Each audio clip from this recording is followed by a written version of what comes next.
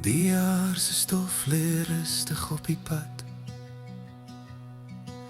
Die somerwind waai saggies deur die blare van die stad.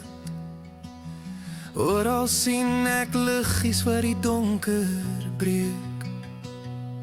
Maar dis die liefde in jou oë wat die mooiste vuur aansteek.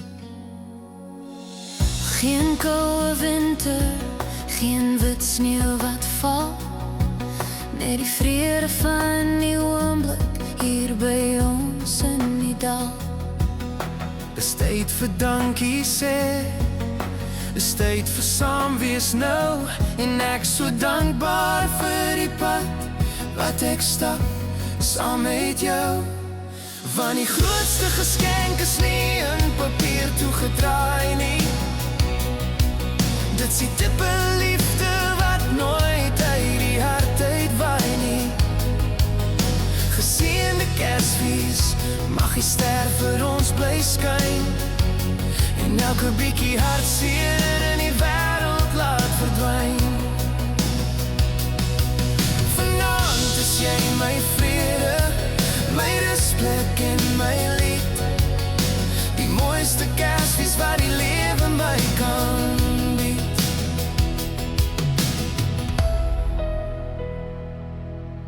Die lang tafel wag, met familie en met vriende. Die Here se genade is meer as die verdienste. Ons breek die brood en ons deel in die vrugte van herinneringe bou en die ou bekende deugde. Ek kyk na jou en ek weet ek is geseën met 'n liefde wat my elke dag met nuwe hoop bekleed. Want die grootste geskenk is nie in papier toegedraai nie.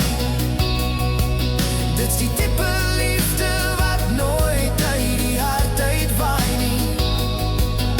Geseënde Kersfees, mag die ster vir ons bly skyn, en elke bietjie hartseer in die wêreld laat verdwyn. Vanaand is jy my vrede, my respek en my lied. Die mooiste Kersfees wat die lewe my kan bied.